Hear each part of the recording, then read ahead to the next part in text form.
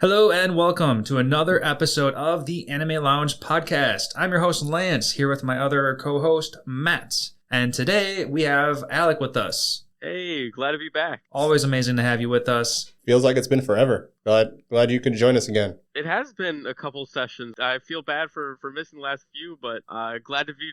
When I heard you guys doing Shield Hero, I was here for season 1 and 2 and had to make an appearance for 3. Yeah, definitely. So every episode we like to share our adult beverages of choice, and today I am going to be drinking Yamato Japanese whiskey. Don't care for this stuff. Tried it, didn't care for it. Yeah, it's just okay at best, and that's even a little bit of a stretch. But I bought it, so I'm going to drink it. And then on the side, I will be having some typical New Glarus Spotted Cow. What about you, Matt? What are you drinking? Well, I started with Yamato. I think I only had like a half a pour. Good, just to try it. Nope, not for me. And then I was like, oh, okay. Well, Lance said the Aberfeldy was good. Nope, that was worse. And oh, you thought it was even worse? Oh yeah, it was worse. Oh, I think that's like a nice. To me, that's a basic Scotch. Oh man, it tasted like I was drinking like turpentine or something. Oh, it was. Whew. Unfortunately, that was a real drink, so had to finish that one off real fast. And now I'm at Journeyman's Silver Cross. So if I slur my speech, don't bother. Just ignore it. It's okay. Starting hard and fast before we even hit record. Yeah, you know. And then Alec, what are you having for us? Today I am enjoying some Cape Charles Distillery. It's a distillery on the eastern shore of Virginia, and this is a small batch maple whiskey, and it is delicious. I feel like it'd be really good in a mixed drink. Is that sweet? It's good on its own too. It is very sweet. Yeah. Okay. Yes. I feel like the maple would kind of overpower it, but that's not necessarily a bad thing. No, not overpowering, but you definitely taste it. Okay. When I was deciding what whiskey to buy today, I was about to buy this vanilla cherry whiskey. Probably would have been better than what you bought. Oh, it would have been way better than this, but at the same time I was like, oh, I wonder if that's gonna be too sweet. But no, it does sound like it'd be a sugar attack. Yeah, in retrospect, I would have much rather that than this. Yeah, but you could have made like a boozy shake and it would have been good. Oh yeah. Versus your Yamato, which is Yamato, excuse me. Yeah, you have fun with that one. That's gonna stay on your side of the table. It's going to take me quite a while to get through this. I might have to be drunk to start drinking this, so that it doesn't matter. That's your fifth drink. Yeah, this will be a finisher kind of a drink, not a starter kind of a drink. Gee, the anchor. Yeah, the anchor. Yep. All right, so enough about alcohol. Matt, you want to let everyone know what we're going to be covering today? Yes. So today we are going to be covering season 3 of Rising of the Shield Hero, and it is deemed the Hero Redemption Arc because, well, the 3 other Cardinal heroes basically get their redemption in this season. They work through their issues, and at the end of this, the whole goal is to be ready to fight the Phoenix, which got awakened-esque after the Spirit Tortoise died. And then while all that is happening, the biggest part that happens in this season is Naofumi is building up his lordship or his land by buying all of these slaves that are within Raphtalia's old village. And that's the whole season. Yeah, that's everything summed up right there. Lance, I know you have a really good Lance's Lessons for this episode. What do you got in store for us?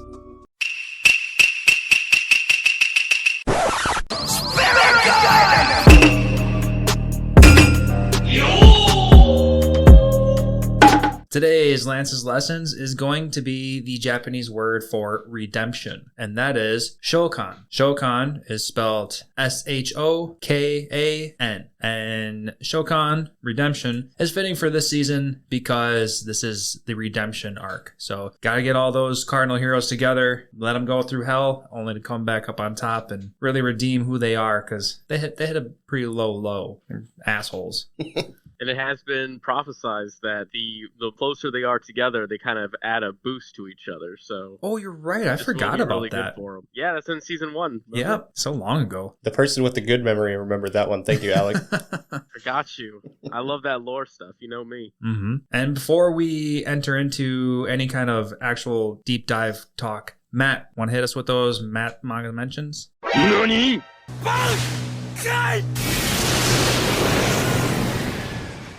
Yeah, and I actually have manga talk this time around. I know it's been a minute, but I couldn't get through the light novels, so I just decided to go with an oldie but a goodie and read the mangas instead, which this one's a good one. So I didn't mind too much. They are long, just throwing that out there though. Usually like... How many chapters was this? Not necessarily chapters length. This one was only 13 chapters, and I'll go into why. But each chapter was almost 50 pages. Oh, damn. So it was long. A lot of content that happened. I will say it did a very good job of sticking to the similar content that was happening in the anime. There are a handful of differences. Like the first one is they kind of go more into Naofumi's plans about who he wants to reside within the land, like why, who, and why. Not just, all right, the children, the demi-humans that Raftalia knows, those are going to be my people. And then you first see the kids being bought. All of them, or the first set of kids you see being bought, all have traumas. They're all super afraid of Naofumi. It's just they're more reserved instead of just kind of being all for it like they were in the anime. Interesting. Yeah, because in the anime, they kind of just... Yay, he bought me. They were purchased, and then they were on the land and happy as if they've been there, and everything just fit in like a perfect puzzle piece. We're a new family. Yay. Yeah, they kind of just time skipped. That does happen. It just happens a little bit later. Basically, it's like the beginning of the chapter to the end of the chapter kind of thing. Okay. Naofumi plants the tree that Motoyasu attempted to use in season 1 with the village that had the famine. So you remember that demon tree or whatever they called it? I don't remember. So he planted it, but he had been studying it in his shield to help find a way to counteract the unlimited, basically seeds, food that it was producing. So he found a way to prevent that from happening, to get it from overrunning the village. Oh. So that's where they get most of their food. Very nice. I don't think any of that was mentioned in the anime. Nope. Not a single drop of that. Okay, great. One huge difference is Keel is a girl. You know what? The first time I watched this, my notes said Keel is a girl ? Because they said that once or twice. But everybody else kept referring to Keel as him/he and all those pronouns. Like, yep. So I went back and I scratched that out. I'm like, never mind, he's a guy. So I caught both sides of that. I really want to listen to it subbed and hear if they say Chan and see if that's the giveaway. I watched it subbed, and I don't think I was even paying attention to that. Yeah, you would have to be specifically listening for it because it's a very short word. So unless you're specific, because you're busy reading, you want to know what's going on. I'm very curious if they call Keel Chan or Chen. Okay, I'm gonna have to rewatch it now to see. Okay, but yeah, like I said, I caught both ends of it. Yep. And yeah, well, you know what I said. Yep. So. And the reason why they figured that out is because they were all going to go swimming to go catch some fish, and Keel was wearing a wrap around her chest. And her reasoning was, oh, boys will wear this too. I don't remember exactly what it was, but basically it was like, oh yeah, Dad said that boys can do this too. Okay. And then they're like, no, basically they dropped his pants and like, nope, you're definitely a girl. Okay. So yeah. That's the appropriate way to deal with it, of course. Well, it was Raftalia, so it's okay. Family or a lifelong friend can do that. That's true. It is true. Some crazy differences in the Coliseum are outsiders can actually attack contestants while fighting. Oh, really? Yeah, you can pay outsiders, so people on the outside of the arena to attack while you're fighting to basically help you win. Interesting. Yeah, so literally anything that goes. In the manga? Yes. Like who gets aided? The panda the elephant gets aided. The first fight with Naofumi, I think something happens. You see it happen a few times. Okay, cool. The winnings for the tournament is 150 gold pieces. The second fight that Naofumi and our team, was it Rock Belt or something? Something like that. Was it Team Rock Valley? Rock Valley, yes. They fought griffins. Yeah, something about that. There was 3 of them. And they got burnt up real fast. It was very, very quick in the anime. Okay, yep. They actually ate them in the manga. Okay. So anytime monsters lost, they got eaten. Okay. By like the people or by the Yep, winners? by the people. That's awesome. The Coliseum That's basically, put them on a platter for everybody to eat. So dinner and a show. Yep, dinner and a show. That's exactly what it is. I love it. They knew about the truth about Nadia after the first evening of the Coliseum. So basically right away they knew about her because Risha was doing research against all the contestants. Interesting. Yeah. Yeah, in the show they kind of drag that out. They didn't know that she came from the village, but they knew like she was a part of the tournament and who her sponsors were and all that information. Okay, so I would assume that they still went head to head with her in the finale. It technically was not the finale. They had a fight that not against the puppet master or the puppeteer, but they actually had murder puppet. Wait, murder puppet. Murder clown. Murder clown. There it is. The Nadia fight was not it was the semi-final fight. So it was the second to last fight. Okay. Not scheduled. The murder clown was like a side one. It wasn't supposed to be. Right, because even in the anime, murder clown wasn't supposed to be part of the scheduled fight. But correct me if I'm wrong, I'm pretty sure in the anime that was the finale, right? Yes. Okay, so the manga there was still supposed to be one final match. Yep. Okay, interesting. The fight with Sedina is shorter. Basically, the arena doesn't get flooded. So getting flooded, it would be what some outsiders could do. Like they could flood the arena for the fighter. Oh. So cast some magic on the inside. Yep. The incident at the end is a little bit different. So basically Nadia's like, oh, yep, I give up. I can't fight them. And then the weapon guild master was the one that was sponsoring Nadia, and basically he fled. So when he fled, everybody chased after him and went to Sedina's house where all the slaves were. And then basically this big thing happened, and the outcome was the fight with the murder clown that happened back at the arena. Because basically he was saying that he wasn't going to let... you find out that Sedina's a slave to him. To the sponsor? Yeah, to the sponsor. Okay, because I assume that gets broken? No, basically she becomes a slave to Naofumi because he wins the fight against the clown, the murder clown. Right. Okay, so the slave crest to the sponsor, that gets broken or whatever. Okay, great. She basically sold herself to slavery to buy the children. Okay. Yeah, she has like the same goal that Naofumi does. Yep.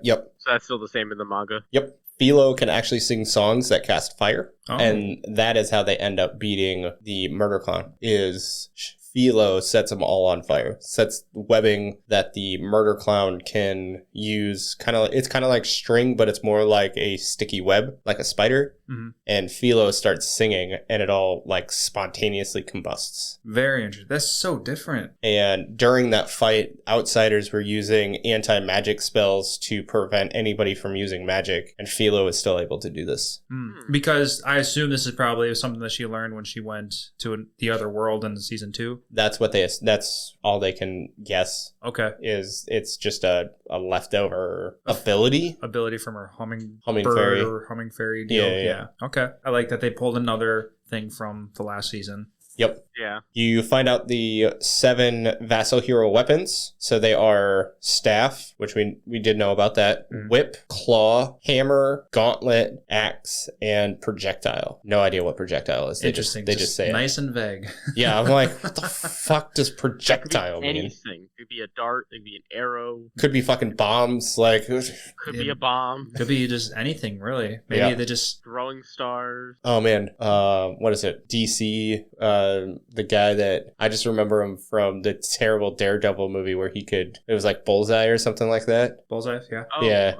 Deadshot? Yeah, was it Deadshot? Was that his name? I always called him Bullseye. I always called him Bullseye too, but I'm not super big into... I think Deadshot's a whole different guy. I think that's Marvel. Yeah. And Bullseye is DC. Either way, probably like that, where it's like they can make anything into a projectile. Or I guess Sniper from Yu Yu Hakusho. That too. Yeah. So now I'm going to get into a couple things that could be considered spoilers. So if anybody wants to skip it, go into our description and just click to what would be the rest of our conversation, because these are kind of big pieces of information. Okay. Yeah. So pause it right now and refer to the description, and we'll let you know where to continue.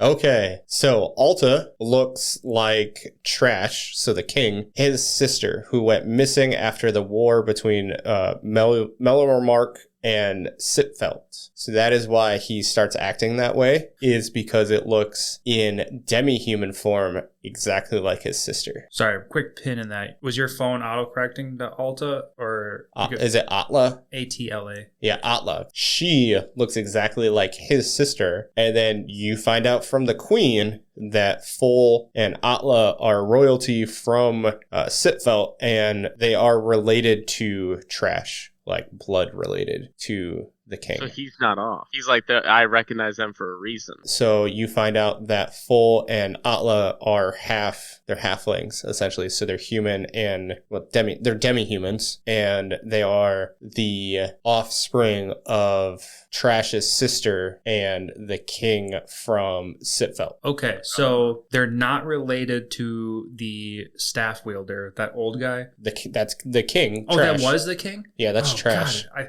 I just thought he was just some random ass old guy. No, that's why I totally forgot who he was from season 1. Clearly, now they're Who connecting. do you think he was? I just thought he was just some traveling monk or something that was the staff wielder, and he like what they were saying in the stories. He was a hero back then, and he just kind of gave up on that, and I didn't realize that was the old king. Yes. Forgot about that. Yep. So he is the niece and nephew of the king. Okay. So and that's kind of I feel like it's going to be major because, well, they're not going to Sitfelt at the end of the series. Yeah. They're going to Q10 low.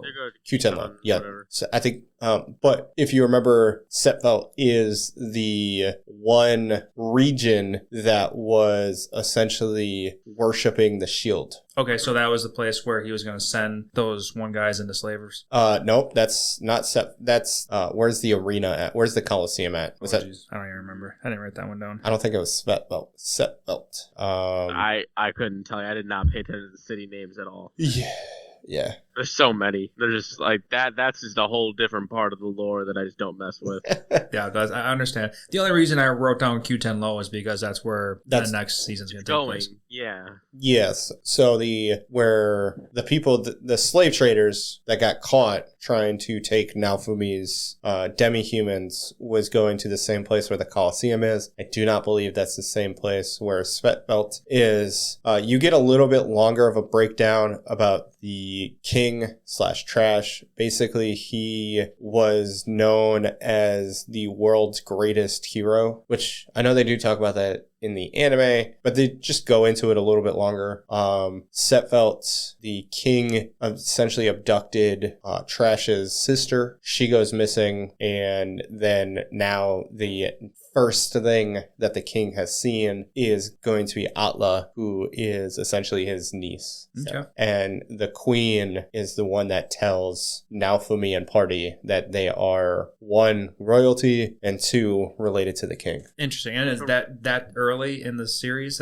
So that is at the end of what they have illustrated within manga form. So chapter 103 is where you find this out, and that's all that's left. That's all they have. It's basically the last of that's the last of the manga that's out. Like, there's nothing else out. Oh, so they don't even have technical season 4 shit out yet? They don't even finish season 3. Oh, you didn't even finish. No, that's as far as I got. So when they go and talk to the queen after the Coliseum, that's it. There it is. That's the end of the manga. Very interesting. So, at least right now. If Fol and Atla are royalty, are they part of the same royalty that Raftalia is? Nope, different. They're a part of Svetbelt. So different demi-human demi-human world that that acknowledges only the shield hero. So they worship the shield hero. And that's where Raftalia's from. No, she's from a whole different area. she's from A different area.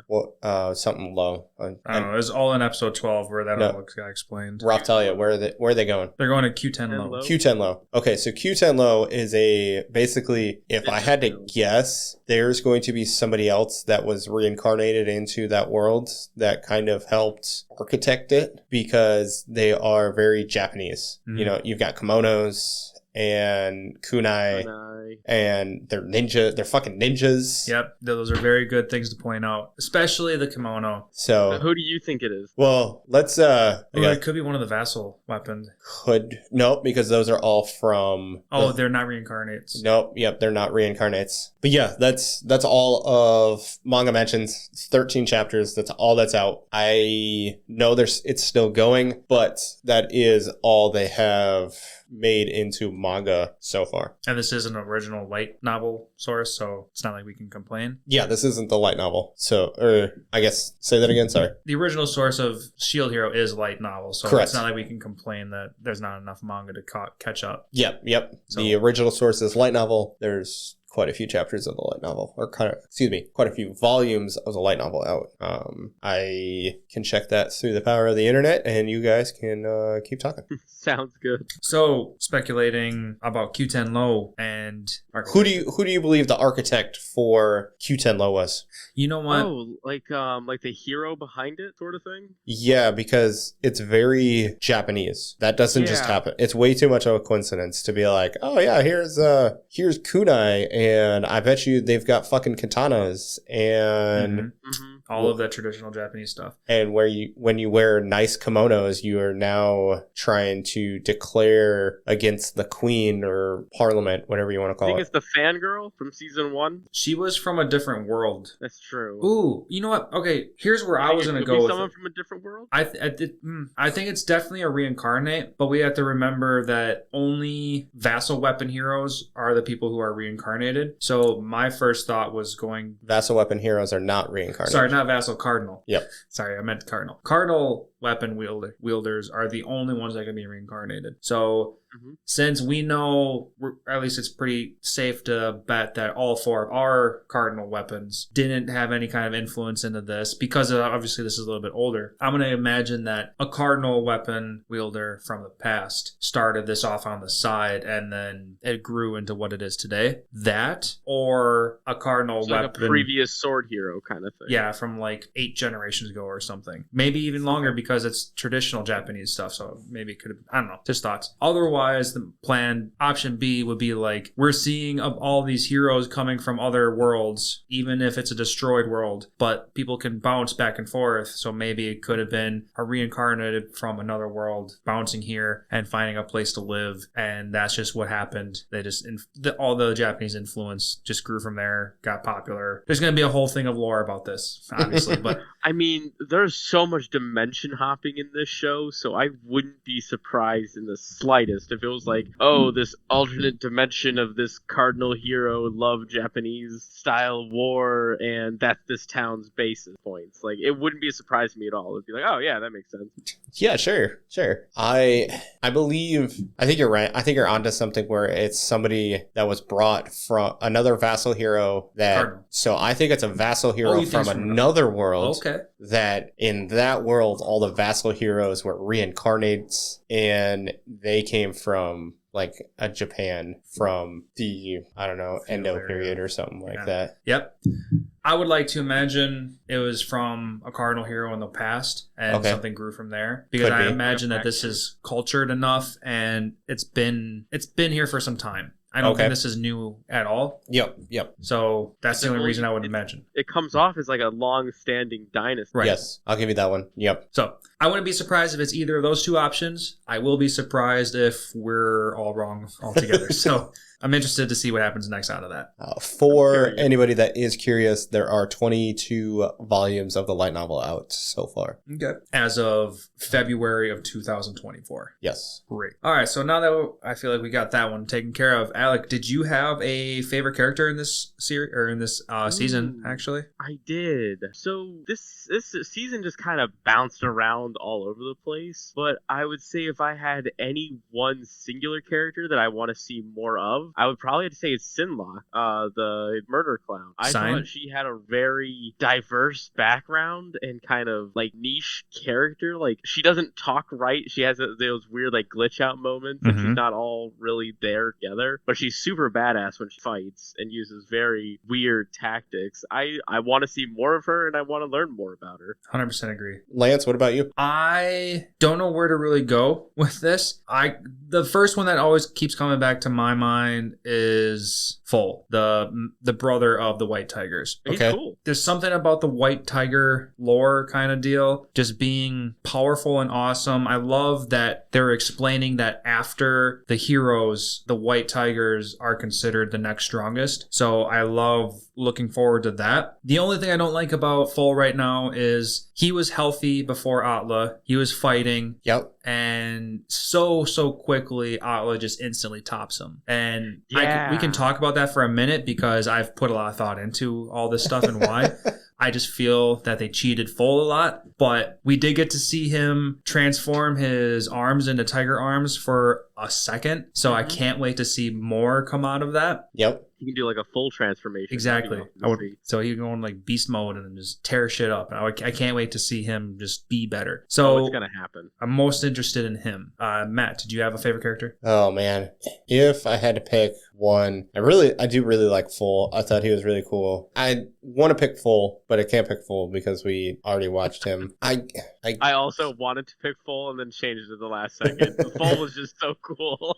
Yes, Full was really cool. I really did enjoy him as a character. I guess Sedina, I thought she was really cool. I really liked her moves. I'm really curious about how she's going to help the slaves / all the people, all the kids within the town, how she's going to help Naofumi, how she's going to get stronger, because remember, she is back down to level 1 and is going to get stronger. One thing I thought that was very interesting is that they mention how even when they reset their level, they remember all their moves. Yep, that sounds familiar. So I thought that was kind of, it's a crazy take because, you know, when you play any RPG, when you go to 1, you get you get level 1 of everything. You don't get anything cool and crazy like what you get in Shield Hero. Right, you don't get any kind of handicap. So is she a cardinal hero or is she just a super strong character? What's her deal? She's just a demi-human. That just so happens to have stronger than the rest. Right. So she's got a good history about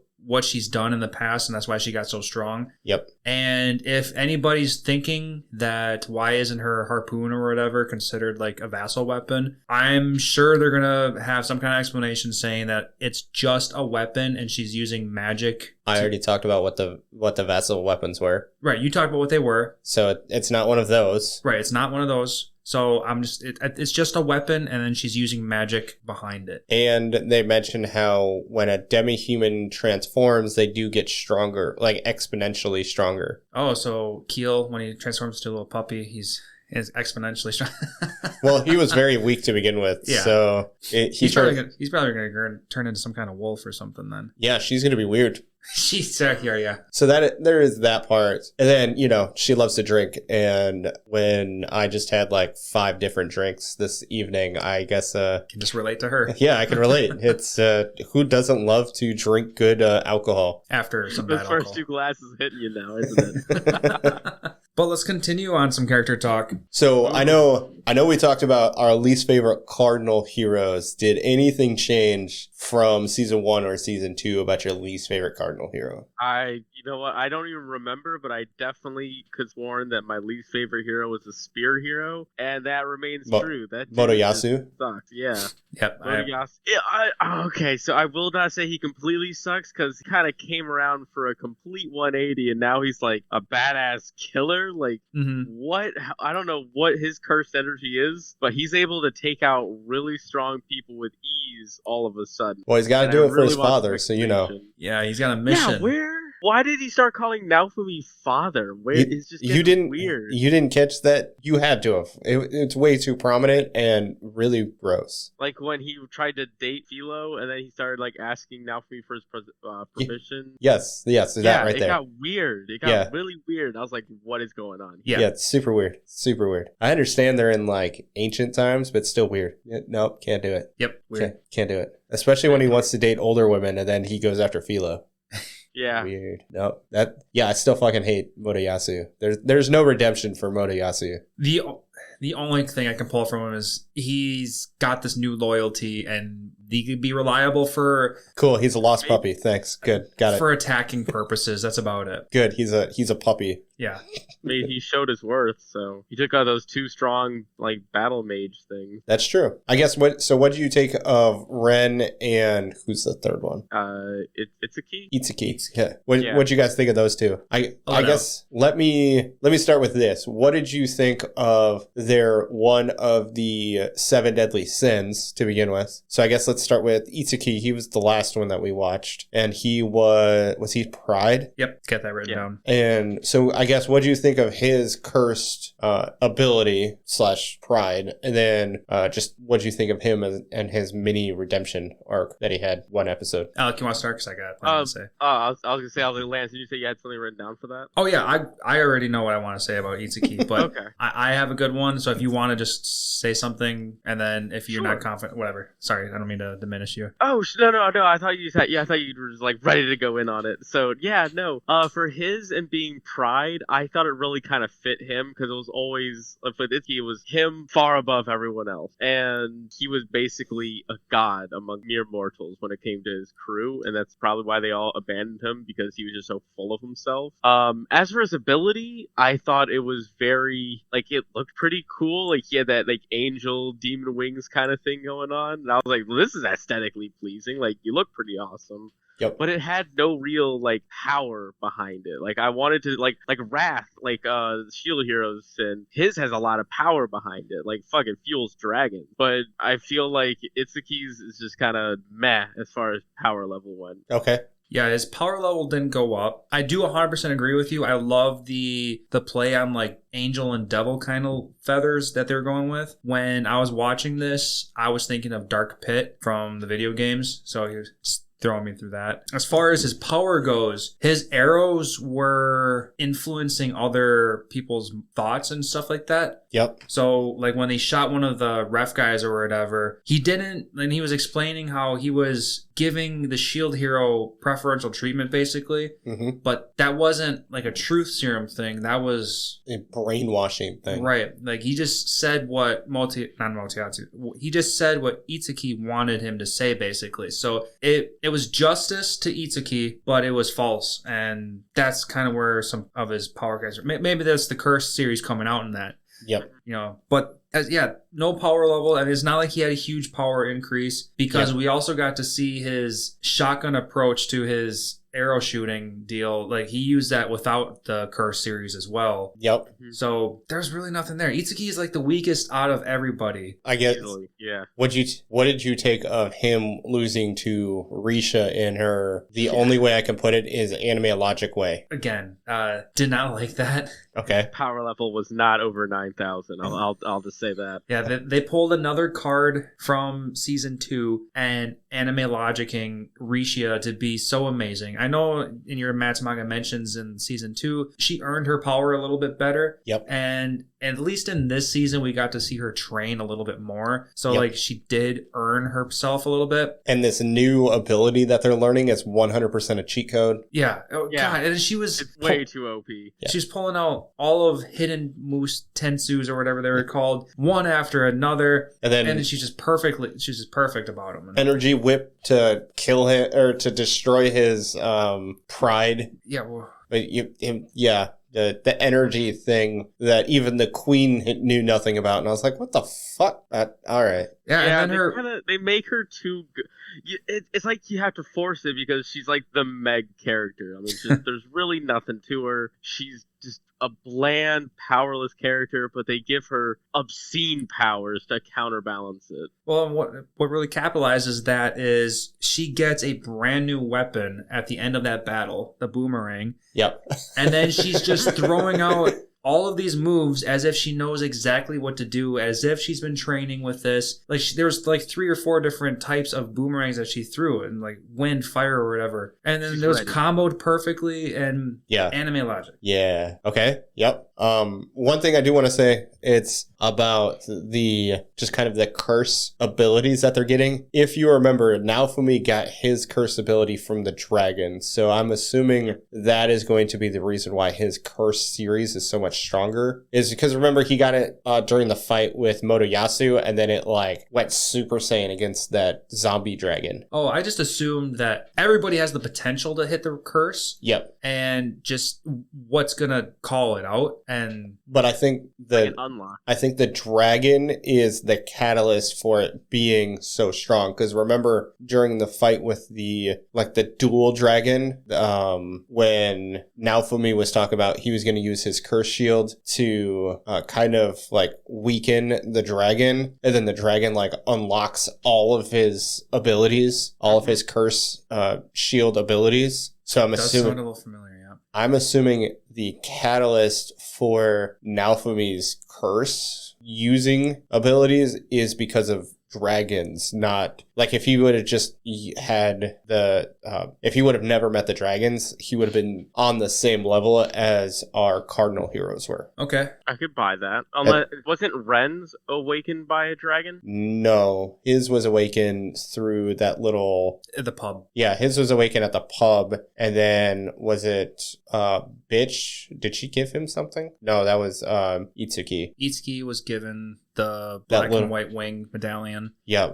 but I mean, Ren, his curse wasn't all that strong either. Right. Exactly. His was just a little bit of a power boost. Yeah, but he had a minor character took him down. He had to. I'm trying to think of who took him down. The pink-haired girl. What's her name again? But she's supposed to be a princess. She's also like the strongest sword user in Melromark. Sure, but she's not a cardinal hero, and she took down Ren in his, corrupt mode. Yeah, but she's studying the OP cheat code ability too. That's true. It's true. The OP cheat code. The key ability that they're learning is like super OP.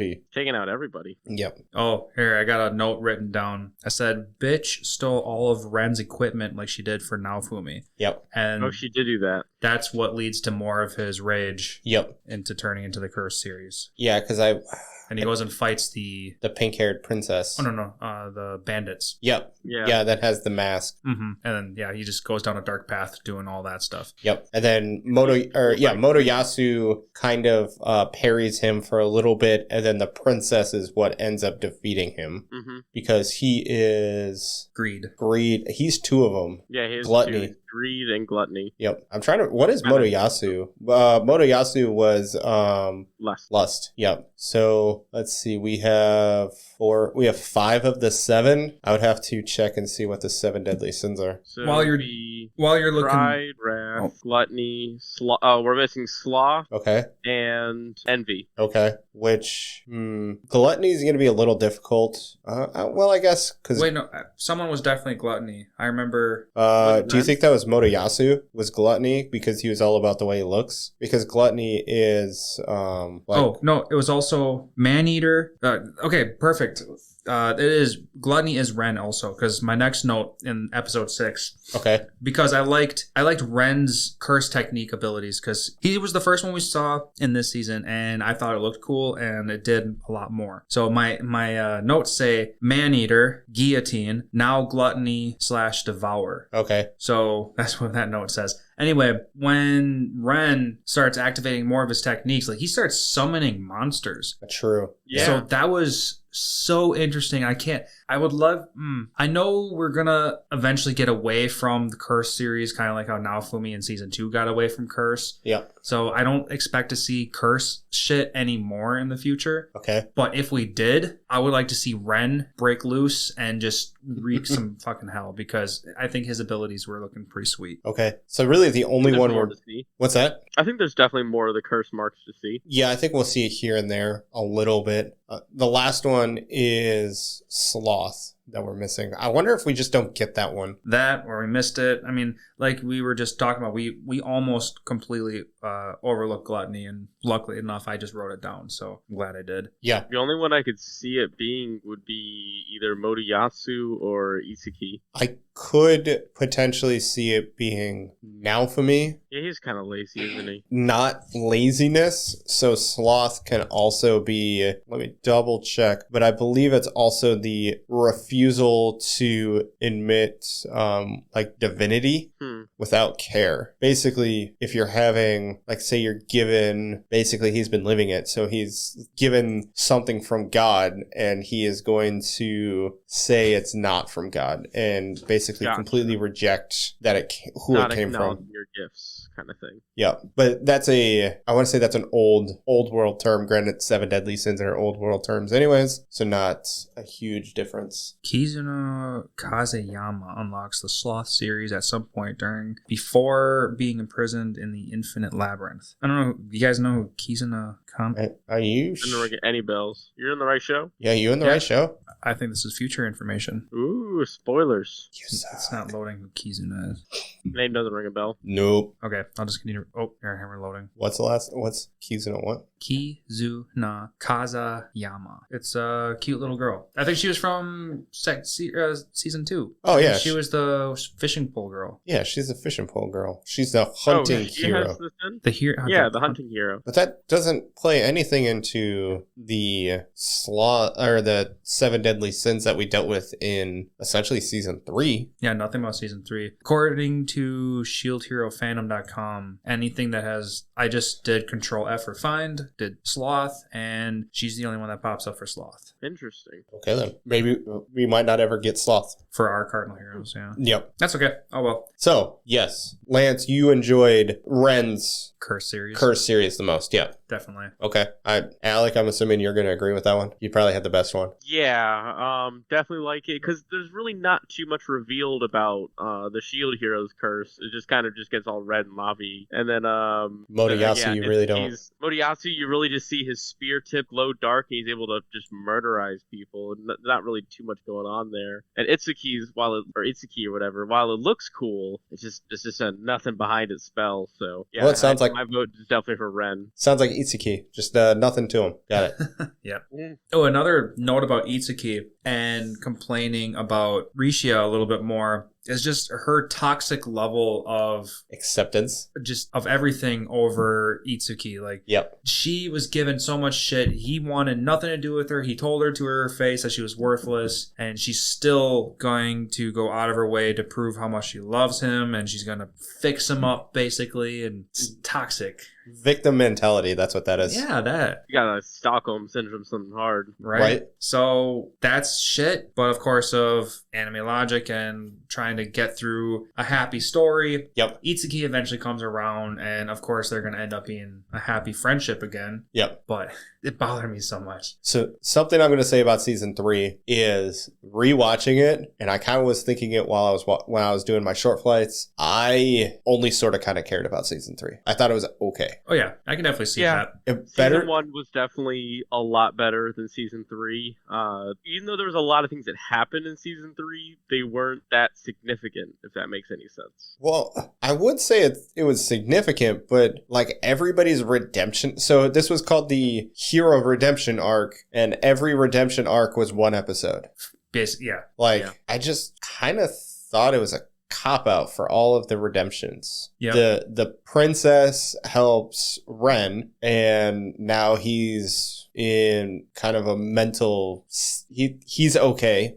Cool. Motoyasu, I hated his redemption because it was Philo. Like that. Nope. Gross. Mm-hmm. No, And- gross.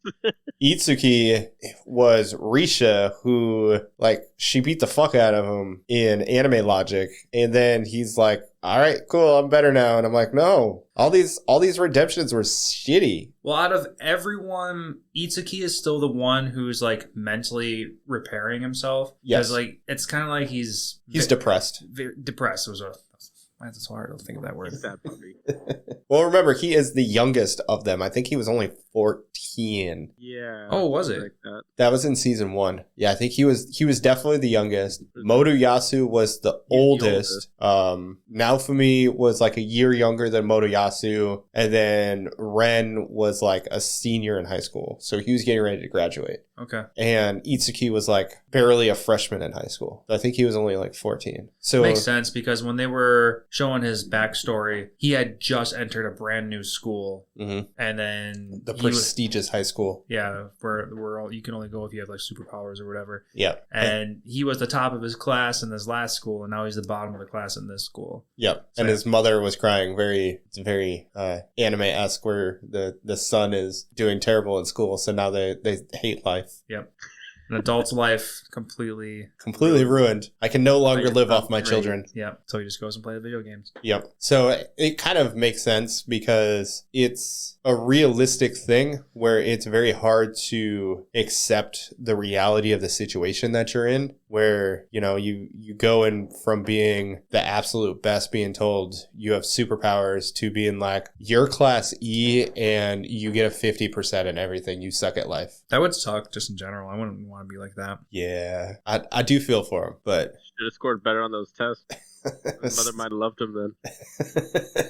So honestly, I hated all of the redemption arcs. I disliked them all. They were I feel too like this quick. whole season was kind of more of a cop out and just get ready for the next one. I'll definitely watch season 4, of course. Yes. And I really hope the calamities are at least introduced a little bit, at least started. The calamities aren't By the going to end. start again until after the Phoenix, at least, because Yep. they made mention that the calamities are on pause because of these monsters. Yep. And honestly, I would say I enjoyed the first half of the season, minus Motoyasu, and the last episode. Pretty much. Yeah, I disliked the point of the season, which was the redemption arc. yeah. And I enjoyed Naofumi getting all the slaves back and the finding out about Raftalia. Speaking of Raftalia, what do you think anything will progress between Raftalia and Naofumi? After that one scene on the beach when they were drinking with Sadina, Yep. there was that one moment that Naofumi had. So Sadina asked if there was a moment or if there was anything between those two. And then Naofumi immediately says, I didn't think anything of her other than my child. Yep. And then he kind of, you as a viewer, you can see like something's clicking in him, or maybe it's a little bit more mature than that. Well, she asks him, or does she bring it up that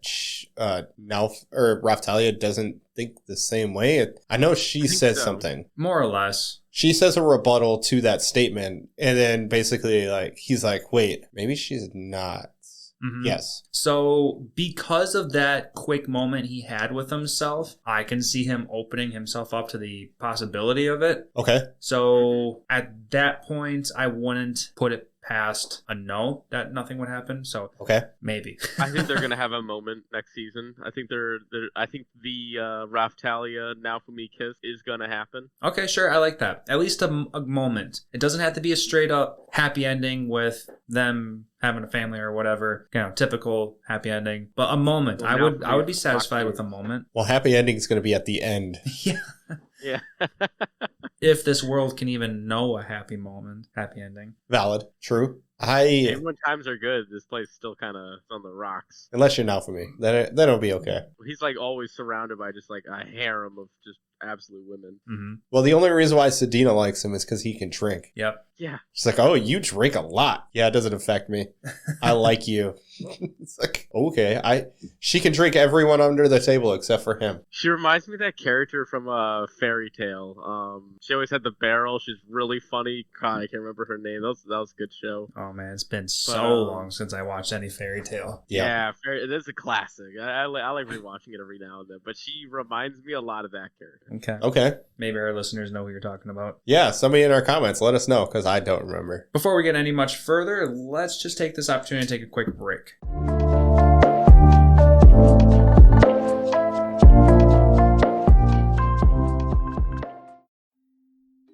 Hey Toasties, I'm Missy, here with my bestie Johnsy. Hey y'all. Do you like mind-blowing crime cases, spooky tales, and debating theories? Well, what a coinky-dink, so do we. Grab your beverage and be a part of our Toasted Shenanigans on your favorite podcast app. You can even send us a story or drink suggestion. Hit us up on Instagram, Facebook, TikTok, or at toastedshenanigans.com.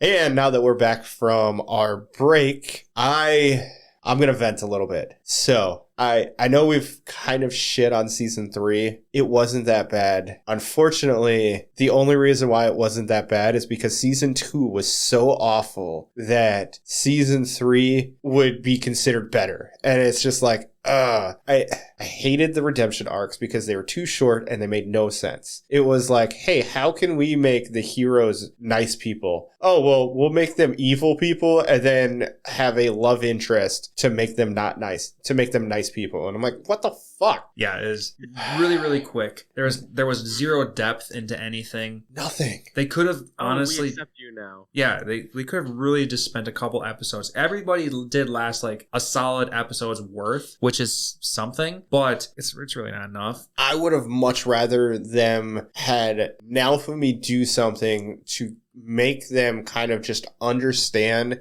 that he's not against them. And if you want to use bitch, which is basically what they did, then do that. But don't give them this like stupid Coliseum thing. Like it's almost like they forced the Coliseum into it. And it's like, you didn't have to. You could have just been like, oh, well, bitch is the reason why, because she lost her shield crest. And so I started believing her. So, and then it's like, well, this is what's going on.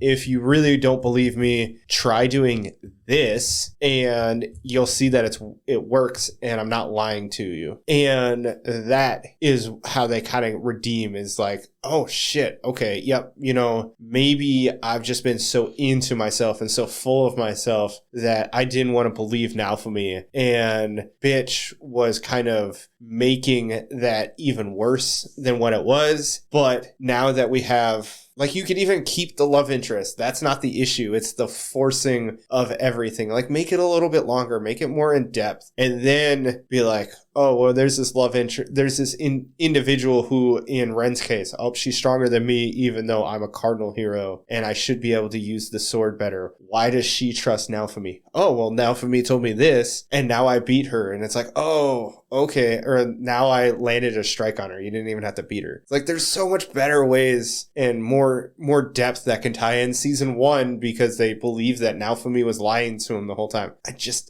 And then the dragon. Don't get me started on the fucking dragon.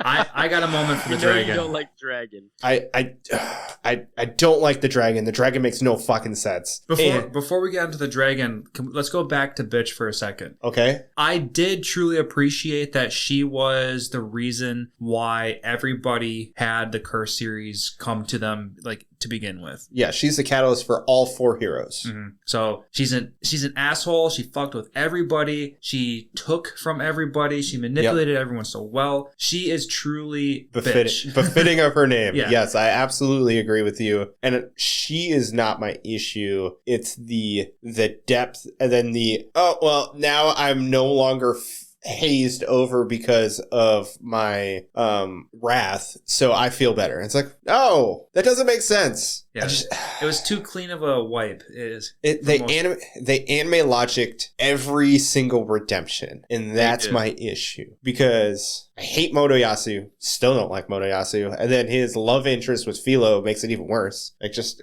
it's gross and it's weird, and Ren, honestly, Ren had the best arc of all of it, and he was 2 episodes. The dragon was 3 episodes, I believe, which that made no fucking sense. And what's the dragon? Like, I didn't like any of the dragon story. Galeon, yes. I didn't like any of it. Oh, dragons can inherit other things from other beings. Oh, sure, cool. And then now I happen to swallow this rock from another dimension, and now I hate everybody even more than I hated everybody to begin with. And it's like, I didn't like. And then of course the anime logic into making Atla the Super Saiyan. I want to vent about that one. Yes, because I wrote a note about it. Lance, I will let you vent as well. I appreciate you guys letting me vent. Okay, I'll be passing on the vent. Yeah, please pass on the vent to me, because I want to talk about the dragon. I want to say this again. I didn't mind season 3, but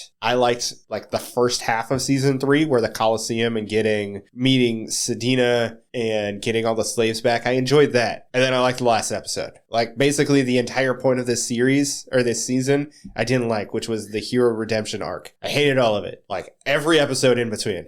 Didn't care for any of it. Cool. If you would have just told me, oh, the heroes are back, I would have been like, okay, cool. This whole show is about Naofumi anyway. Cool. Don't care. They changed their mind. I would have bought it. Probably would have liked it better than what they gave us, to be completely honest. I know everybody would have complained, but then we wouldn't have this weird dragon thing. We wouldn't have... Well, we would still have Motoyasu and his nasty obsession with Philo, because he was obsessed with her in season 1. But...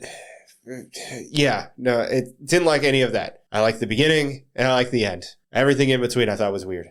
Made no sense. Now that I'm off my high horse, I guess you could call it, Lance, I guess let's hear your complaints about Atla, because she makes no sense. Right. So this all comes from the whole Dragon series. Yep. And to back up a little bit, Dragon, Galleon, he becomes a giant dragon because he eats a cursed core. Yep. And he just gets big, all whatever. So what really happens is episode 1 of season 3, they open it up with saying 3.5 months before the Phoenix arrival. Mm-hmm. So doing some math and knowing that the last episode ends with saying that there's 2 months left until the Phoenix. So this whole season takes place in a month and a half's time, and not even a full month and a half of having Atla on our team. She goes from being knocking at death's door to the most powerful character on our team right now. And I say that because she just learned how to walk yesterday. Yep. And now she's going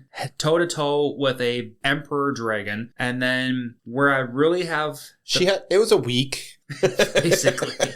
It was too fucking fast, and it was too much anime logic going on. Yes. And she had a full understanding of her powers. That too. Exactly. Well, she's blind. All blind people can see the in this case, the key of their world. Right. Unlocked. Cheat code unlocked with every blind person. Before I say what I'm going to say next, what does swipe left refer to in today's culture? Is swipe left like the Tinder or whatever? I think that's Tinder, where you like... Reject or... Yeah, you reject them. Perfect, because that's what I wrote down on here. Okay. You wrote down a phrase and you didn't remember what it meant? Well, I knew swipe left meant something, but but the rejection part... I don't know what it means, but I love it. The rejection part fit perfectly. Okay. So here's where my next biggest problem with Atla came from. And it was her final battle with the big dragon. And I wrote down Kamehameha turns into Spirit Wave Orb, turns into swipe left denied. And that is exactly how she managed to beat him, because she used the tip of her finger to swipe left on the dragon, and then that somehow just fucking destroys him. Because the upside down scale. Yeah, another weird part. I'd much rather liked Ari Ferretta's weak point of dragons. So much better. Oh, give us a quick reminder. For anybody who hasn't watched Ari Ferretta, so the first season, you have Hajime has to fight that dragon, and he makes a rod, and then he shoves it up the dragon's ass. That was way better. Makes complete sense. It's like, yeah, oh yeah, I can see that being a weak part, not a, magic finger swipe. Yeah. magic finger swipe on a random upside down scale that just happens to be in the middle of their chest. And you're just like, what? I mean, it's different, cool, doesn't make any sense. You put in a built-in just default cheat code. Mm-hmm. But yeah, it's just her power scaling. Oh yeah, I was also going to preface this by saying earlier in our episode, I can give it a little bit of a crutch because Nafumi was giving her elixirs, and obviously that was healing her.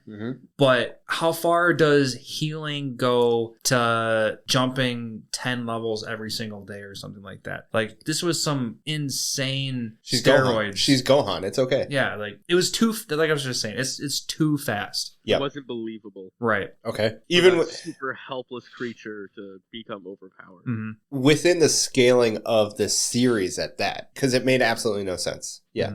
You went from being on death's door to the second strongest character in the series. Yep. In 4 weeks. Not even really. Yeah. So yeah, just that fast. Yep. So that's my gripe with some more stuff. But let's preface this with, did you enjoy the series? Did you enjoy season 3? Overall, yes, I did. we're bitching about it. A lot of anime logic, but it was still good. I still liked it. I still liked learning about more of our characters. Yep. And I was happy to see how these cardinal heroes were going to come together because they have to at some point. Yep. And I am a little surprised it's now versus another calamity. Like, I know we're getting ready for the Phoenix, but I mean, it makes we're not even ready for the Phoenix at this moment, and we're already together. So I'm pleasantly surprised, I guess. I would say overall, I liked this series. Like this season. I definitely would put season 1 as my all-time favorite. I think that's what really pulled me into this show. Season 3 was good enough to keep me continuing to watch the show. Yep. And I definitely have hope for season 4. I mean, I think it definitely set it up for very well for the next season. Oh yeah. And I think, overall, as far as entertainment value goes, this stuff is written for us to feel something. So even if we're feeling something negative, maybe that's the intent of the show itself. So I think it's doing its job. It's definitely making us feel a certain kind of way. Yes, I will give you that one. It definitely does make me feel something. I will say the first time through, it took me until I finished the season to be like, did I actually enjoy what I watched? Like, I had to think about it.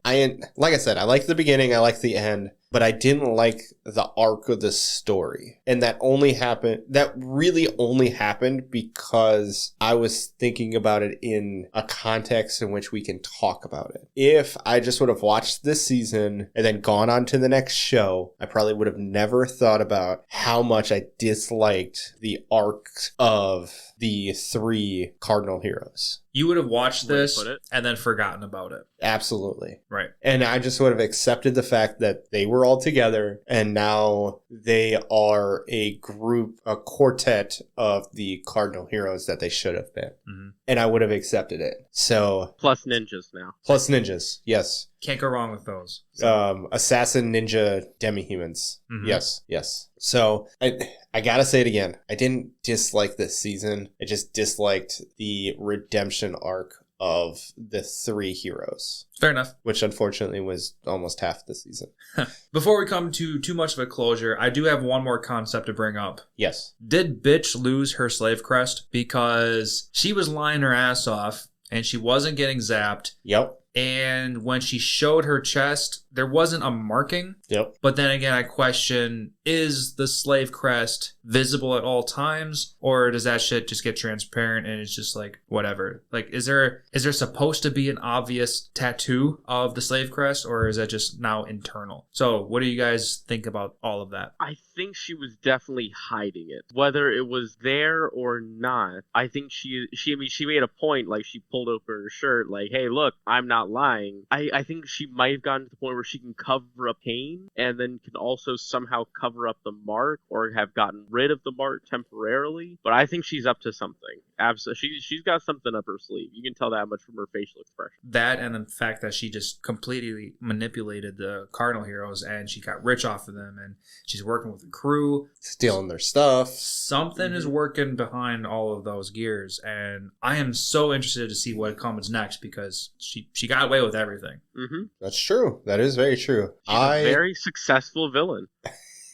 She is the catalyst to everyone, essentially, in all manners. Them getting along and hating each other. Yeah. She single-handedly brought out everybody's Curse series and is the reason why they all came together. And she's also the reason why they were driven apart to begin with. Yep. Yeah. Yeah. It's all because of her. No, she has big things coming. And not just her boobs. No. If those get any bigger, then they're too big. I will say she found a way to remove the slave crest because in the beginning of the season, the queen talks about how bitch was seen in the North. And the North does not necessarily play well with Melremark. So I think she went there and found a way to remove the slave crest. And that is where she's going every time something happens, is she goes north. Okay. So you don't think it got permanently I do believe taken away? And yeah, I think it's gone. Oh, okay. Because I thought you were going to say, like, if she has to keep going north, do you think there's like a temporary... No, I think she's going north because that's her quote-unquote sanctuary. Sure. Mm-hmm. Where her allegiance lies. Yeah, I can see that. I think I think she only has an allegiance with herself, but I think she's using the North to help her with her goals. Makes sense. I like it. Yeah. Yeah, it'll be very interesting. I do want to talk about season 4, what we expect for that. I know we briefly got onto it. Lance, you want to remind us where we're going in the start of season 4? Yes. So episode 12 ends with us on our way to Q10 Low to go at least have a conversation with, hey, why the fuck are you attacking us?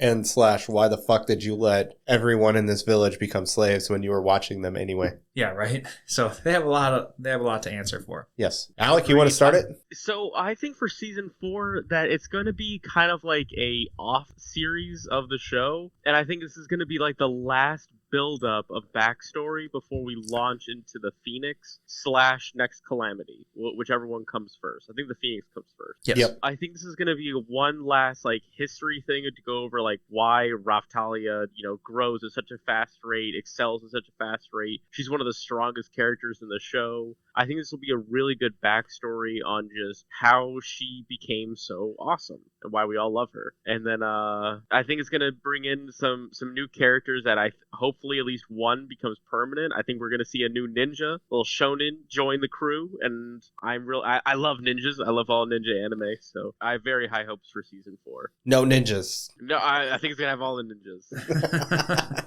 Lance, what about you? I know you've got some stuff brewing. Yeah, so my expectations is to spend the first half of season 4 dealing with Q10 Low, and I would assume Raftalia is going to claim some kind of ownership of her bloodline, and then the second half will be dealing with the Phoenix. Okay. I just feel that if we don't get to some big boss battle kind of stuff, like every season kind of deal, then how long is this going to drag out? Because we do have 22 volumes. I have no idea where we're at in the light novel. Well, either way, you keep going. I'll look it up. I would feel that if we went season 3 and season 4 without a true bad guy in between, because season 2 we had the stupid tortoise, and then season 1 had all the calamities, I feel that would be cheated as a viewer if we didn't get some big bad guy in 3 and we didn't get anybody in 4. So yeah, I think we need... Entirely count the dragon as the big bad guy, but even then... That I would almost consider... That's like a mini boss. That was a side quest boss kind of deal. He wasn't necessarily necessary to the story because we just so happened to come across an egg and he was a perk to begin with, and it was an accident that he turned into what he turned into. So that wasn't supposed to. Yeah, I can agree with that. So I don't know.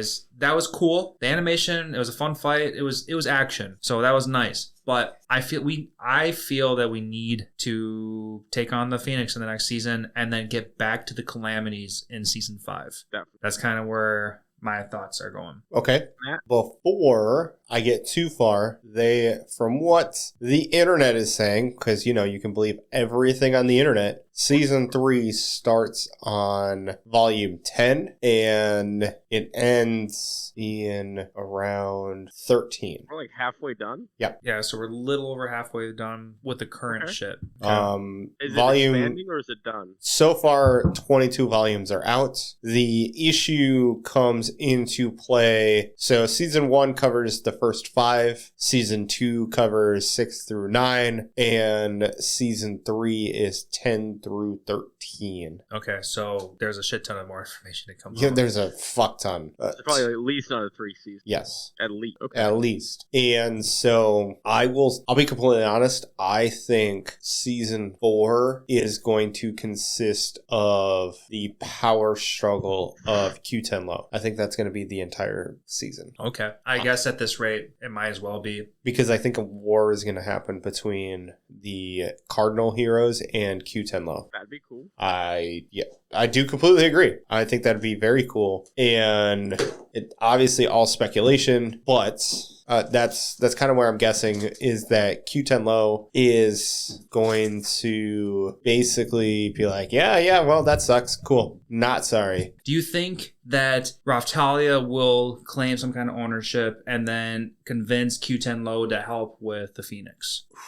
No. No? Okay. No. I think, yeah. I would lean towards yes. I think... Or do you think they're like a secret society and then they just want to be left alone? I think they're going to be a Switzerland of sorts where they're like, don't bother us, we don't bother you. Right. And I think Naofumi is going to kind of unleash his wrath against Q10 for everything that they didn't stop happening. Ooh, I would love to see some Wrath Naofumi again. And I think that Naofumi is going to go to war with Q10 and he's going to win because there's going to be somebody within Q10 that helps him. And then that individual... Like a relative of Raftalia? Potentially. And that individual is going to take ownership of Q10 So sure. Raftalia can continue with Naofumi and essentially saving the world. And this individual is the one that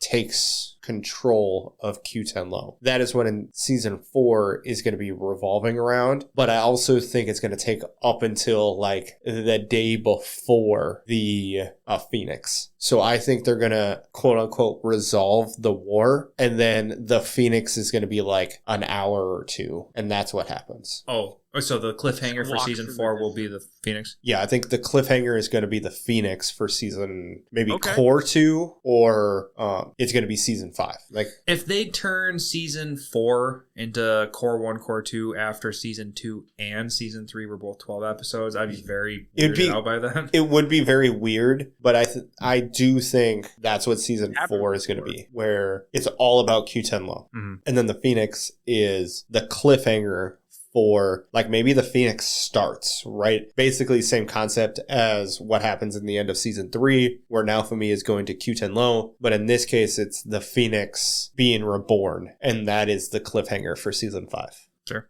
I'm excited to see this Phoenix. I can't wait to see how badass this thing's going to be because the tortoise was fucking nothing. The tortoise was cool because it could shoot projectiles, and that was redeeming in itself. But if you remember the manga, like that's not how that works. Like it would basically obliterate it. It was like lightning, or not lightning. It was basically like laser beams that were. I guess a slow moving Phoenix is going to be a big fiery bird. It's that doesn't die. That's what I'm expecting. Yeah, we're gonna kill it, and it's gonna come right back. Exactly. I need to see really that. Cool. So we're gonna find somebody that can do sealing magic.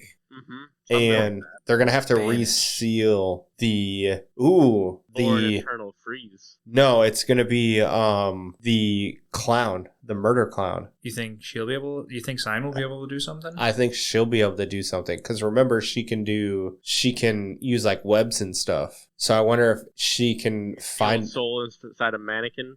kind of. Maybe. I think she's gonna play something because she was introduced. She needs a purpose. Yeah, she has no purpose. Mhm. She's just another vassal hero from another world. Oh, that was another part of my notes. Who is this? My notes, I wrote down Murder Clown. How do you introduce a new character and all we know about them is that they're a vassal weapon wielder from a destroyed world? How does it stop there? Yeah. How does it stop? Yeah, that's the story. Like, so I wonder if she is the catalyst for the reason why they can defeat the Phoenix. Something. Even still, we're speculating that that's 2 seasons away. Yes. Mm-hmm. Sane got introduced now. We don't know anything about her. She needs to have an explanation in the next season, But to some degree, or she needs to be important somehow. But you also have to remember within like light novels, she could be quote unquote important on like book number 10 and then get reintroduced in book 15. And while that seems kind of far, it's really not when you go into the scale of everything that's happening. That's very true. I mean, for all we know, she can just straight up disappear for a minute. Yeah, it wouldn't be out of the realm of one of these random characters to just kind of go away for a while. Mm. Yeah, they forgot a purpose for her.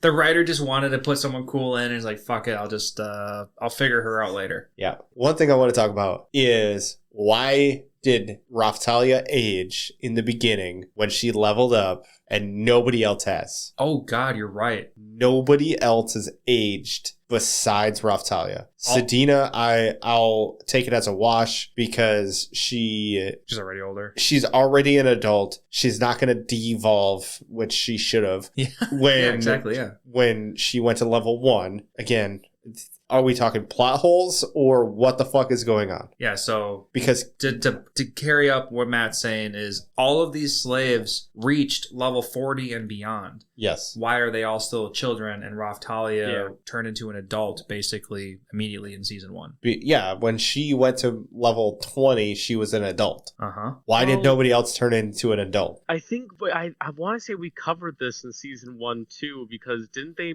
make mention of something how because she was a demi-human, she aged at a different level, and that's why they were so desired as... Yeah, they age per their level. But We're talking everybody in Naofumi's village is a demi-human. Mm-hmm, mm-hmm. Yeah. Exactly. Why so didn't they grow up? So there's, I think it's a plot hole. They're all leveled up, and none of them aged. None of them aged. Plot hole. So the only way I can see them backpedaling is somehow through not Raftalia's bloodline. She's got some special perk or something along those lines.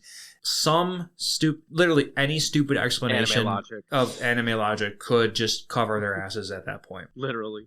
I like this show. I hope people realize I do like this show. I'm sorry I'm shitting on it so much. The problem is that I hold it to a standard because I like this show. If I didn't care for the show, I wouldn't give a fuck. But I actually do like this show. And so I'm like, I need explanations on why things are happening the way they are when they should be happening a certain way and they're not. Is that too much to ask? No, I can understand that. I like it. That's just the separation between a show and a great show. That's my issue, is that I really, really do enjoy this series, and I can't fully enjoy it because of certain things that are happening. Mm-hmm. Season 2 just ruined it. Season 2 didn't ruin it, but Season 2 was bad. So bad. It was the start of the downfall. And we're slowly picking up the pieces. That's what we're doing. We're slowly picking them up. Mm-hmm. Yeah. I'd say still have hope. Oh, I definitely have hope. Again, I enjoyed the season until I thought about it. Okay, let's stop shitting on this. We're good. We love this show. We absolutely, actually, believe us or not, we do love this show. I was listening to the light novel. Like, I liked this series. It's so good. The concept is really cool. I absolutely want Raftalia, and I guess let's go with this. I want Raftalia and Naofumi to end up together. There's no harem in this show, and I love the fact that that's not a case. Mhm. It is perfectly acceptable to have somebody be attracted to the main character because that happens all the time. It's the reality of life. Ooh, I just came up with one more concept or one more idea I forgot to talk about. Okay. Those bandits that were trying to kill Naofumi, Okay. that was summoning the meteor, Okay. and they died, That but made they no didn't sense. actually die, and they had their spirits, and That Raftalia destroyed. that Raftalia ended up destroying in the end. Yep. But Murder Clown was following them and attacked them. And I'm pretty sure that Murder Clown said that because of them, Murder Clown's original world was destroyed. Did I follow that right? Did you guys catch that? No, I missed Because that. these guys, their souls left their bodies, but then just basically came back into a brand new body. So they were essentially phoenixes themselves because they never died. But then we destroyed the actual souls, so they did eventually die. Alec, because I don't want to take over this conversation. Alec, you want to give your thoughts? I don't remember Sinlock saying anything about them specifically. Oh, Sane, taking yeah. over.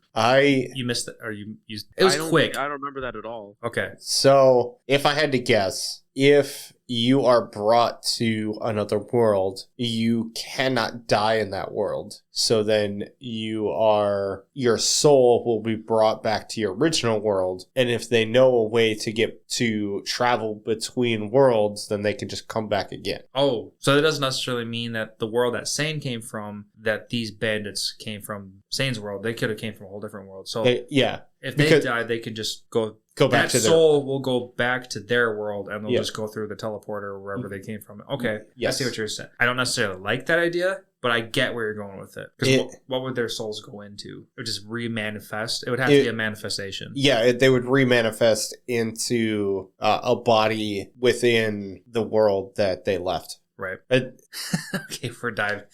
We have no diving. interdimensional travel anyways, so fuck it. Let's just make whatever rules we want to make this work. Yes. Anyway, the point is that that group of three guys, it was very weird. It was two guys. It was very weird. They literally fucking came out of nowhere. And they could summon a fucking meteor Yeah, top tier shit. Tried killing the hero. They died. in the most basic ways. In the, Yes. Yeah, in the most simplest ways. And then they come back a couple episodes later trying to do the same thing. They died, and then they actually died. Again, So, fucking weird. beginning, With zero explanations. beginning, and end. Yes. So I really can't wait for season 4 because hopefully we continue this trend of progressing in a better manner because the end of season 2 was pretty good. Season 3 was fine. And then season 4, I have very high hopes for. Is there a release date for season 4? I looked it up. No. All it is confirmed that there's a season 4, but there's no okay. date. I'm going to guess 25, sometime in 25. Yeah, I can see that. Sometime like early next year kind of thing. Spring Yeah. release. Give it a year, maybe a year and a half until the next series. That also does help for the light novel / original source to continue because the original source is not concluded. So you don't want to push too far and then have a Attack on Titan oh, we need to wait 3 years because we only have 4 chapters left and they need to finish. It gives a natural, realistic That's also release. Mappa giving unrealistic and Hey. scenarios. Everybody has unrealistic deadlines. Mhm. It just happens to be more prevalent within anime studios. Mhm. Just a coincidence. So it's very interesting. I really want to know how this series continues and finishes. I think Naofumi and Raftalia are going to end up together at the end. That's kind of what my question was to begin with before Lance went on his second tangent, which is perfectly fine. Alec, if you had this is how I want the series to end, kind of where would you go with it? Where I want the series to end, Yep. I want Naofumi to get stuck in the world. I want him to never go back to his real world. Do you Start so a new kingdom with Raftalia. quick question, do you think he gets stuck or do you think he chooses to stay in the world? I think he chooses to stay in the world. I think he's going to get the chance to go back to his old world and dimension. Okay. I think he's going to be like, nah, I've already gotten used to this, and I was nothing there. I do like that better. Lance, you have a Yep. Quick pin. Okay. Through Naofumi's eyes, we got teleported because in season 1, episode 1, he was going through a book and he got teleported. Yep. Mm-hmm. But in all of the other Cardinal heroes died. Yeah, I was gonna say, because we saw Ren, he got stabbed. So all 3 of them were killed. They were, yeah, okay. So if maybe Naofumi is the only one that has the opportunity to go back to his world, and maybe the other 3 are forced to stay. So maybe it could come to that kind of a situation. Mm-hmm. What about if they were given the option to be reincarnated back into their own world? So basically, And start a whole new life. Reincarnated into their original world. Yes. So you get reincarnated a second time. Yes. Starts a spin-off series. But basically, it's a reward. You Sure, know, yeah. you successfully saved this world. You now have the choice. You can stay here as you are now, or you can go back and get reincarnated into your original world. No, fuck that. I I want to stay think in the world of the magic. other 3 are going to take it, but I think that Naofumi's going to stay. Okay. I agree. What about you? Lance, because you haven't really given how you want the series to end. I'm right there with you, Alec. I think I wouldn't imagine that there's a choice to be given. I Okay. think what it is what it is. Like, there is no way to go back. This is the world that they're in. Okay. And it's their job to die or fix it. And I think that's just what I took from it right away. I would be very surprised to see if they were to give an option to go back to their world. But That'd be crazy. I think ultimately everyone's going to stay in this world and they're just going to have a happy ending. Okay. So because we all happy ending as in what exactly? The calamities come to an absolute end. Okay. That's my version of a happy ending. Okay. And what do you take of Raftalia and Naofumi? Oh, yeah, back to that kind of a question. Yes. Fuck it, let's go for the true happy ending. They realize that they actually do love each other. Well, Raftalia is completely aware. Oh, sure. So it would come down to Naofumi accepting that he loves her and they continue through that. Okay. And they'll have little raccoon babies. Yes, little raccoon babies. Some with tails, some without. Yeah, there'll be a quarter raccoon. At that point. All ears, some with tails, some without. A little bit of everything. Oh my god, it'd be hilarious. Okay, I completely accept that. Then, so we're all kind of in agreement as far as how we want the series to end. We all want Raftalia and Naofumi to end up together. We don't really give a shit about the Cardinal heroes because they all suck.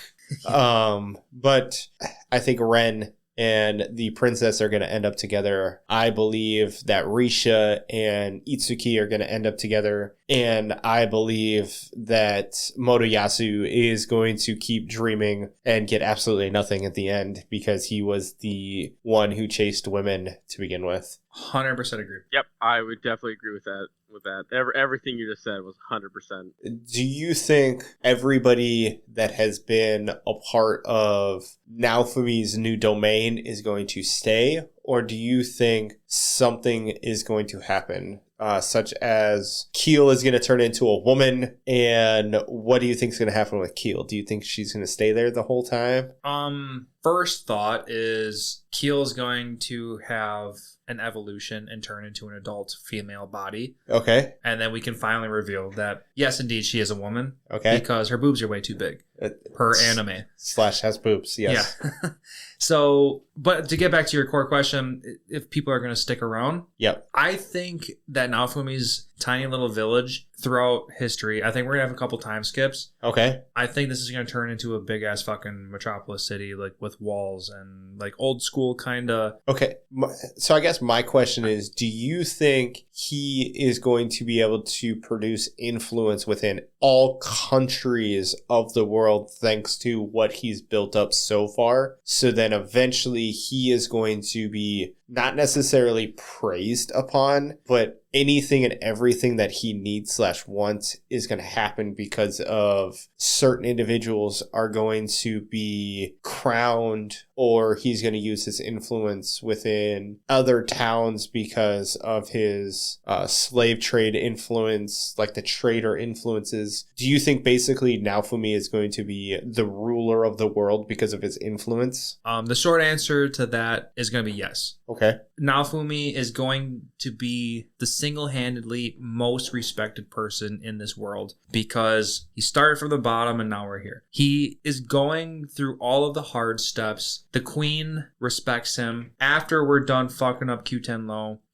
is going to respect him. Okay. He's going to have all of this support. He's not going to be the ruler of the world, but he's going to be the one that everyone wants to work with. He's going to be the Jeff Bezos of the world, where he's just the most influential of the entire world. Right. Now, to get to a little bit more of the base/root of your original question, when we're talking about the children of his current location, I think they'll essentially grow older, get super ass strong, be responsible, and they'll be ambassadors for S.H.I.E.L.D., and they're just going to encourage the growth of the world. Just whatever. They're going to play parts, and they're going to be important for a unified, perfect world. Okay. That's where I'm thinking. What about you, Alec? What are you thinking? I do like that. For like the very ending? Yep.